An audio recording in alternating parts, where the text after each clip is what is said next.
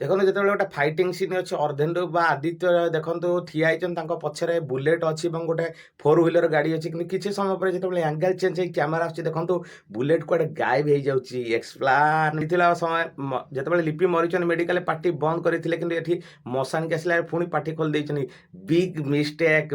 ଦେଖନ୍ତୁ ଯେତେବେଳେ ଆଦିତ୍ୟଙ୍କ ବାପା ମରିଯାଇଛନ୍ତି ସେତେବେଳେ ତାଙ୍କୁ କାନ୍ଧେଇକି ଲୋକମାନେ ନେଉଛନ୍ତି ମଶାଣିକୁ ସେତେବେଳେ ଦେଖନ୍ତୁ ରେଡ୍ କଲର ଭାଇ ଜଣକ କେମିତି ଦାନ୍ତ ଦେଖି ହସୁଛନ୍ତି ମିଷ୍ଟେକ୍।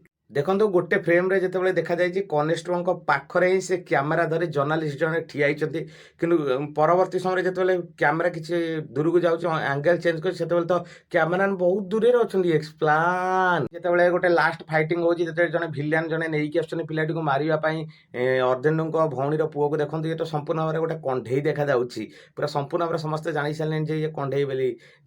ବବି ମିଶ୍ର ଯେତେବେଳେ ଫାଇଟିଂ ସିନ୍ରେ ଉଠୁଛନ୍ତି ତାଙ୍କ ବ୍ୟାକ୍ ସାଇଡ୍କୁ ଦେଖନ୍ତୁ ଗୋଟେ ବାଇକ୍ ଥୁଆ ହେଇଛି ଯାହାର ମୁହଁ ବା ହ୍ୟାଣ୍ଡେଲ୍ ଅଛି ତାଙ୍କ ମୁହଁ ଆଡ଼କୁ ବବି ମିଶ୍ରଙ୍କ ମୁହଁ ଆଡ଼କୁ ଅଛି ଦେଖନ୍ତୁ ସେକେଣ୍ଡ ଆଙ୍ଗେଲରେ ଯେତେବେଳେ ଦେଖାଯାଉଛି ସେତେବେଳେ ବବି ମିଶ୍ର ମୁହଁ ଆଡ଼କୁ ନ ହେଇ ହ୍ୟାଣ୍ଡେଲ୍ ଗାଡ଼ିର ହ୍ୟାଣ୍ଡେଲ୍ ପଛ ଆଡ଼କୁ ଯାଇଛି ଏକ୍ସପ୍ଲାନ୍ ଏକ୍ସଚେଞ୍ଜ ସେଟା ଏଲିନା ତାଙ୍କ ବ୍ୟାଗ୍କୁ ଧରିଛନ୍ତି ଲାପଟପ୍ ବ୍ୟାଗ୍କୁ ତା ପଛରେ ଦେଖନ୍ତୁ ସେ ମାଉସ୍ ଜଣକ କେମିତି ଏଲିନାକୁ ଲକ୍ଷ୍ୟ କରିଛନ୍ତି ଆଉ କ୍ୟାମେରାକୁ ଲକ୍ଷ୍ୟ କରିଛନ୍ତି ମିଷ୍ଟେକ୍।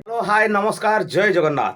ତ ଆପଣମାନେ ନିଶ୍ଚିତ ଭାବରେ ଚ୍ୟାଲେଞ୍ଜ ମୁଭି ଦେଖି ସାରିବେଣି ଜବରଦସ୍ତ ଏଇ ଯେ ସାଉଥ୍ ମୁଭି ପରି ହେଇଛି କିନ୍ତୁ ତଥାପି କେତେଟା ମିଷ୍ଟେକ୍ ରହିଯାଇଛି ଏଇ ମୁଭିରେ।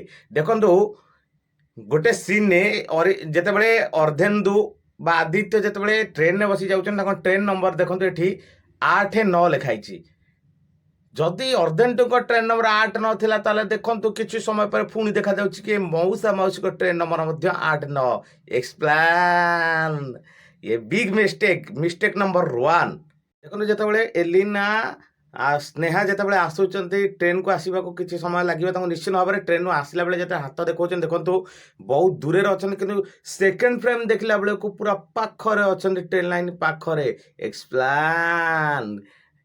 ନମ୍ବର 2 ମିଷ୍ଟେକ୍ ନମ୍ବର 3 ଦେଖନ୍ତୁ ଏପଟେ ଦେଖନ୍ତୁ ଏପଟ ବ୍ୟାକ୍ଗ୍ରାଉଣ୍ଡରେ ନିଶ୍ଚିତ ଭାବରେ ଟ୍ରେନ୍ ଆସୁଛି କିନ୍ତୁ ଅନ୍ୟ ପ୍ରତି ଆଙ୍ଗେଲରେ ଦେଖିଲେ ଏପଟେ ଜଙ୍ଗଲ ଆସିଲାନି ଏକ୍ସପ୍ଲାନ୍। Number 3 mistake.